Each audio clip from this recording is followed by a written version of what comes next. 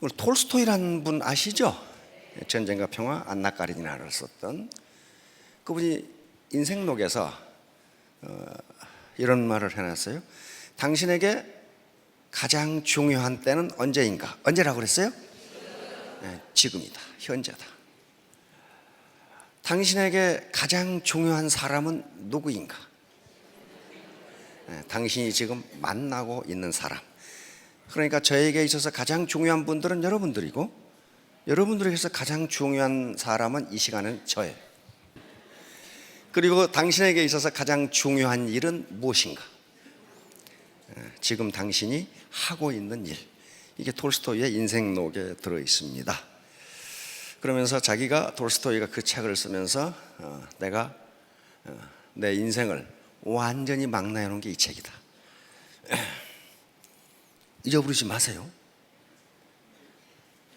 근데 우리가 사는 세계가 무슨 세계예요? 우리 체제가 무슨 체제예요? 자본주의? 시장경제. 그러니까 현재 내 삶이 불만족스럽다면 뭐가 부족해요? 자본이 부족하구나. 자본이 부족하면요, 죽었다가 까무러치는 수가 있어도 잘 살지 못해요. 왜? 자본주의 시장경제잖아요. 자본이 생산을 한다고, 자본이. 그러니까 내 봉급이 적다, 내 소득이 적다, 내 일이 안 된다, 이 삶이 이 모양이냐? 그것은 자본 부족이에요. 자본 부족. 그러면 이제 문제는 이거예요. 뭐가 자본이냐? 그렇죠. 뭐가 자본이냐? 자, 옛날에 농경시대에는 뭘 가지면 부자였습니까? 땅이야, 땅. 그때 땅이 자본이에요. 그 다음에 산업화 시대에는 누가 부자였어요? 네, 그때부터 헷갈리기 시작하는 거죠. 네, 그때부터 자본을 가진 사람이 부자예요. 이때 자본은 돈을 자본이라고 하지 않습니다. 공장, 기계, 설비, 건물, 이게 다 자본이에요. 지금도 자본을 가지면 부자예요. 서울 강남에 상가, 5층짜리 상가가 있다. 이게 뭐예요? 자본이에요. 그 자본은 자본주의 시장 경제에서 생산성을 발휘합니다. 건물이 생산성을 발휘해서 나한테 아무 일을 않더라도 소득을 갖다 줘요. 그 자본은 크리스마스 날도 안 쉬고 일요일 날도 안 쉬어요. 1년 365일 생산활동을 해요. 그게 자본이에요. 근데 가장 중요한 것은 이제 인적 자본인데, 다행히 우리나라는 굉장히 빠른 속도로 세계의 역사의 흐름과 같이 하고 있어요. 지식정보화 시대로 들어가 버렸어. 지식정보화 시대라는 것은 지식과 정보가 무엇이 되는 것이다? 생산요소, 돈이 되는 것이다. 공장 아무리 큰 것 가지고 있어도 안 된다 이거야. 이제 안 돼. 지식과 정보가 들어가지 않으면 돈이 안 된다 이거야. 그게 지식정보화 시대예요. 지금 우리가 그 시대를 살고 있는 게 다행히 그런데 애터미 정보라는 걸 알았다고요.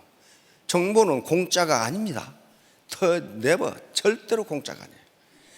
근데 이 사회, 다음 사회, 지식정보화 사회에서 지금 우리는 어떤 사회로 가고 있냐면은 미래학자들이 드림 소사이어티, 꿈의 사회로 가고 있다고 그럽니다. 드림 소사이어티에서 가장 중요한 게 뭐냐면은 이미지예요. 당신의 매력이라고. 매력이 가장 중요한 생산자거지. 뭐라고 그랬어요? 매력. 이 양반요, 노벨상 받은 분이에요. 노벨 경제학상을 받았는데 전공은 심리학이에요. 심리학자로서 인간이 의사결정을 어떻게 하는가를 연구해서 노벨상을 받았어요. 자, 섬김 리더십. 이게 이제 매력의 기본이에요. 처음 오신 분이나 또는 얼마 됐더라도 리더십이라는 말이 굉장히 생소할 수가 있어요. 내가 무슨 리더인가? 내가 누구를 끌고 가지? 그런데 모든 인간은 근본적으로 리더입니다. 그리고 애터미 사업자 각각은 전부 리더가 되지 않으면요, 성공 못해요. 지금까지 산업화 시대까지 리더십은 권위주의적 리더십이었어요. 리더가 폴로미, 나를 따르라, 너 그렇게 해, 너 왜 그렇게 하냐, 이렇게 했어요. 근데 그 리더십이 나쁜 게 아니에요. 아니야. 그 시대에 맞아. 그것이 중우장대한 대량 생산 시대에는 컨베이어 시스템으로 일렬 횡대로 씌워놓고 기계적으로 일을 해야 생산성이 높아. 그런데 지금 지식정보화 시대에는 그렇게 일해가지고는 물건이 한 개도 안 팔려. 안 팔려. 개성의 시대가 온 거예요. 개성의 시대가. 이때 가장 필요한 게 섬김 리더십이에요. 서번트 리더십이라고 하는데, 리더가 권위주의적으로 지시하고 명령하고 나를 따르라 하는 것이 아니라 같이 갑시다. 어떻게 할까요? 이거란 말이에요. 그러면 이 섬김 리더십은요, 그러니까 파트너를 어떻게 섬기고 지원하고 후원해 주란 말이에요. 그렇게 한 게 섬김 리더십이에요. 자, 그러면 이 사람이 서번트 리더십이라는 책을 저술한 거야. 그런데 이 사람이 어디서 그 아이디어를 얻었느냐? 요 헤르만 헤세의 소설을 읽고 서번트 리더십이라는 걸 아이디어를 번쩍하고 얻었어요. 여기에 동방으로 여행, 헤르만 헤세 있죠? The Journey to the East, 동방으로 여행에서 여기에 레오라는 인물이 나오는데, 여행 집단 중에, 단체 중에 레오라는 인물이 나오는, 레오는 그 단체 하인이야, 하인. 쑥 동방으로 그 무리가 가는데 어느 날 갑자기 레오가 없어졌어. 없어졌는데 없어진 뒤부터 조직이 아주 엉망진창이야. 일이 되는 일이 없어. 되는 일이 없어. 그때서 그러고 결국 해체됐어. 동방으로 여행을 못하고. 그래서 나중에 그 레오라는 사람이 어떤 사람인가 하고 한 사람이 찾아 나섰어. 몇 년 만에 찾았는데 자기들이 여행을 할 수 있도록 도와준 큰 교단의 리더야. 그 사람이 거기서 하인으로 허드렛 일을 하고 있었다고. 그러니까 그 사람은 겉에 나타나서 나를 따라 안 했지만은 그 전체를 이끌고 가는 리더였다. 그 말이에요. 거기서 아이디어를 얻은 거예요. 이 사람이. 아, 이제 앞으로 시대는 이렇게 돼야 된다. 근데 그 당시는 냉전이 한참 진행되고 기업 간에 치열한 경쟁이 진행되는 시기이기 때문에 별로 관심을 얻지 못했어. 근데 20년 후에 그 책이 나온 거예요. 모든 기업이 지금은 기업 워크숍에서 서번트 리더십을 토의 주제로 하고 있다. 그럼 왜 그 시대가 서번트 리더십에서 레오 같은 역할, 그게 중요한데 왜 그렇게 바뀌었을까? 20년 전에 그린리프가 얘기할 때는 아무도 말을 안 듣다가 20년 후에 갑자기 이거 봐라, 이거 해야 되겠네, 바뀌었을까? 시대가 바뀐 거예요. 시대가 1970년대 후반에는 그때만 하나도 산업화 시대예요. 그러나 미국 내부에서는 1970년대부터 지식정보화 시대로 가고 있었어요. 그래서 그린리프는 이걸 발표한 거예요. 그러나 기업은 아직 못 따라왔어. 그러다가 시대가 바뀐 거예요. 다시 말하면 지식정보화 시대가 되니까 컴퓨터와 인터넷 그리고 SNS의 발전으로 리더가 정보 독점을 못하게 돼. 다 알아. 그 사람 아는 건 나도 알아. 그 사람 아는 건 나도 알아. 그러니까 리더가 정보 독점을 못해. 정보 독점을 하는 자가 권력을 갖습니다. 부하들은 모르는데 나는 알아. 그럼 어때요? 그 리더의 말을 따르지 않을 수가 없어요. 그건 지금 다 알아. 자, 시대가 이렇게 되니까 리더가 나를 따르라 해가지고는 안 따른다. 그런 말이에요. 설득하지 않고는 안 따라간다는 거예요. 그래서 이 시대가 된 거예요, 이제. 자, 그러면 어떻게 섬기는데 그 사람이 리더냐 하는 거예요. 섬기는데. 이 세 가지 조건 때문에 그렇습니다. 섬기지만은 리더라는 역할을 하는 사람은 뭘 제시해야 된다고요? 비전을 제시해야 돼. 지금 우리는 뭘 해야 되냐? 이걸 제시하지 않고 어떻게 할까요? 그래, 열심히 해봐. 그 비전이 없잖아요. 이 섬기면서도 비전을 제시해 주는 역할을 하기 때문에 리더다. 그런 말이에요. 리더. 두 번째, 조정자. 사람이 모이면요, 가치관이 전부 달라. 취미가 다 달라. 그러니까 반드시 갈등이 있어. 특히 애터미는 진입 장벽이 없어요. 그냥 들어오는 거예요. 그리고 유지비도 없어. 그러니까 어때요? 쉽게 말하면 5만 가지 사람이 다 들어와. 그러면 그 파트너와 파트너, 내 가족 라인과 형제 라인 간의 갈등을 누가 조정을 해야 되느냐 말이에요. 이 리더가 조정을, 코어디네이터 역할을 해줘야 돼요. 그렇죠? 안 그러면 갈등이 일어나. 자, 다음 세 번째, 리더가 후원자 역할을 해서 자기 파트너들도 가족을 가지고 있는 하나의 생활인이에요. 그렇죠?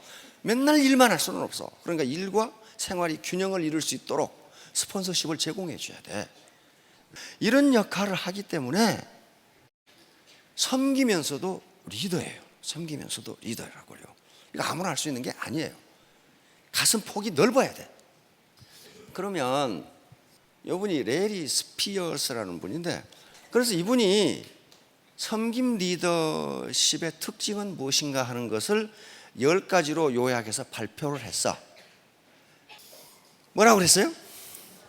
야, 경청이 탁 나오잖아요. 경청. 섬김 리더가 되는 것 중에 가장 중요한 게 뭐다? 경청이다. 남의 말을 들어라. 자, 다음 공감. 파트너의 어려움, 파트너의 아픔, 이것에 공감을 표시해야 돼요. 공감을 표시하고 그걸 지원해 주려고 노력해야 돼. 파트너가 스폰서님, 제 어머니가 XX암에 걸렸어요. 그러면 보통 인간은 어떻게 해요? 깜짝 놀래가지고, 아니 지금 어디 병원에 계세요? 돈을 많이 못 드리지만 10만 원이라도 치료비 보태 쓰세요 하고 들을 수 있죠. 그런데 마이 동풍이야. 그거하고 나하고 무슨 상관이 있어요? 상관이 있어요. 상관이 있다고요. 그 간단한 말 한마디가 사람의 마음을 끌어당긴단 말이에요. 끌어당겨. 다음 치유, 힐링. 인간은 어떤 이유로 사기가 떨어진 사람이 있어요. 그렇죠? 사람이 사는데 그거 없겠어요? 사기가 떨어지거나 막 노력하는데 파트너가 늘지 않거나 힘 빠지죠. 이런 경우에 리더의 위치에 있는 사람은 개인적인 문제, 가정적인 문제를 어떻게 하면 치유해서 정상 상태로 돌릴 것인가 하는 신경을 쓰라는 거예요. 이게 리더예요. 이게 리더라고요. 지가 그러든가 말든가 나하고 무슨 상관이 있어. 그래 버리면 그 리더가 아니라는 거예요. 자, 다음. 이것은 이게 섬김 리더십이지만은 그 사람이 리더인 것은 환경의 변화를 파트너보다 더 신경을 가지고 먼저 알아내야 된다는 거예요. 이 세상이 어디로 흘러갈 것이다. 그러면 나는 이 파트너를 데리고 어떻게 갈 것인가를 먼저 알아야 돼요. 먼저. 그래서 만약에 자기 스폰서가 환경의 변화를 인지하지 못하면 그 라인은 안 커요. 안 커. 설득. 이게 섬김 리더십의 가장 중요한 특징 중에 하나입니다. 권위주의적 리더는 나를 따르라야. 그렇죠? 안 따라오면 끌고 가면 돼. 그러나 섬김 리더십은 그렇게 해서는 리더십 발휘가 안 된다는 거예요. 왜? 마음으로 승복을 안 해. 안 따라가. 그래서 반드시 설득을 통해서 공감을 얻고 그리고 나에게 승복하도록 만들지 않으면 리더십이 발휘 안 된다는 게 섬김 리더십의 특징 중에 하나입니다. 이 세상은요 엄청 복잡해요. 자, 그러니까 개념화는 뭐냐면 이 복잡한 현상을 내가 파트너들에게 어떻게 설명해 줄 거냐는 거야. 예를 들면 인간은 그걸 환원주의라고 하는 학문 이론입니다. 이 세상이 하도 복잡하니까 도대체 어떻게 돌아가는지 알 수가 없어. 그래서 그걸 하나로 축약을 해. 작은 것을 축약을 해. 그래가지고 그것을 가서 설명하면서 이해하기 쉽게.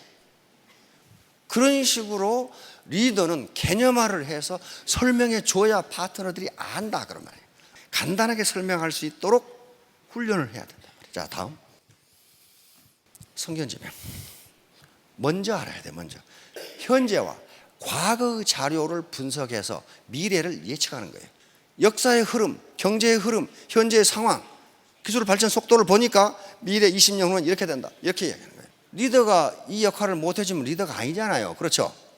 아니잖아요. 자, 다음.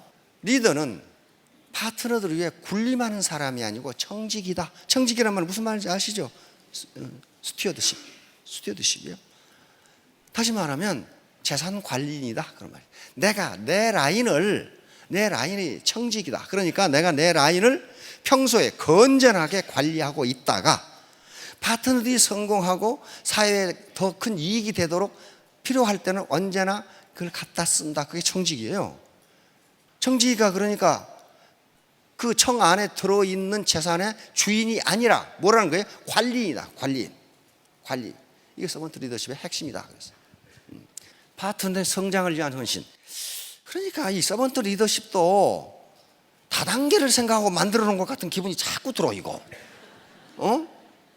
왜 이 서번트 리더십, 성김 리더십이 우리 애터미가 딱 맞다고 그랬냐면은 우리 사운회가 그게 결정이 돼 있어요. 영혼을 어떻게? 소중히 여기며 생각을 경영한다. 믿음에 굳게 서며 겸손히 섬긴다. 겸손히 섬기는 거예요. 인간으로서의 존엄성은 같다고 인정해 주는 거야. 그러므로 나는, 리더는 이 인간을 성장시켜야 된다. 성장. 어떻게? 정신적으로 성장시켜주고, 여기 나와 있죠. 어떻게? 개인적 성장. 이 사람은 그러니까 이런 사람을 자기 개발, 자기 발전을 할 수 있도록 도와줘야 된다. 그 다음에 어떻게? 직업적으로 애터미 사업을 좀 더 잘하도록 애터미 사업의 본질과 핵심을 알려줘야 된다. 세 번째는 뭐예요? 정신적으로 안정이 될 수 있도록 지원해야 된다. 이게 파트너의 성장이에요. 랄프 왈도 에머슨이라는 미국의 철학자가 있습니다. 현재 미국의 정신을 만들어낸 사람이요. 그 사람이 뭐라고 했냐면 당신이 나를 끌어올리려면 당신이 나보다 높은 곳에 있어야 한다. 높은 곳에 여기서 내가 이렇게 끌어올려 줄 수 있다. 그 말이야. 그 말은 무슨 말이에요? 리더가 파트너들을 성장시키려면 누가 먼저 성장해 있어야 한다? 리더가 먼저. 이게 마지막이 공동체 형성. 무슨 말이냐면요, 옛날에 우리가 살 때는 한 마을에서 지역 공동체를 이루고 살았어요. 거기에 일가 대소가 또 다 모여 있는 경우가 있어. 그렇죠? 그럼 어때요? 어느 집에 결혼식이 있다, 초상이 났다 그러면 온 동네가, 어떤 사람은 콩나물 삶아가고 어떤 사람은 뭐 삶아가고, 하나의 공동체로 마치 형제지간처럼 그렇게 살았어요. 그렇잖아요. 그런데 도시화가 진행되고 산업화가 진행되면서 이 지역 공동체가 깨져버렸어요. 그러면 그 공동체를 친구로, 내 라인, 내 파트너, 내 센터, 내 팀을 마치 피를 나눈 형제처럼 만드는 그 역할을 누가 해줘야 된다? 리더가 해줘야 된다. 리더가. 그렇게 되면 사업에 성공하고 인생이 그렇게 고달프지가 않아요. 내가 어려웠을 때 누가 달려와요?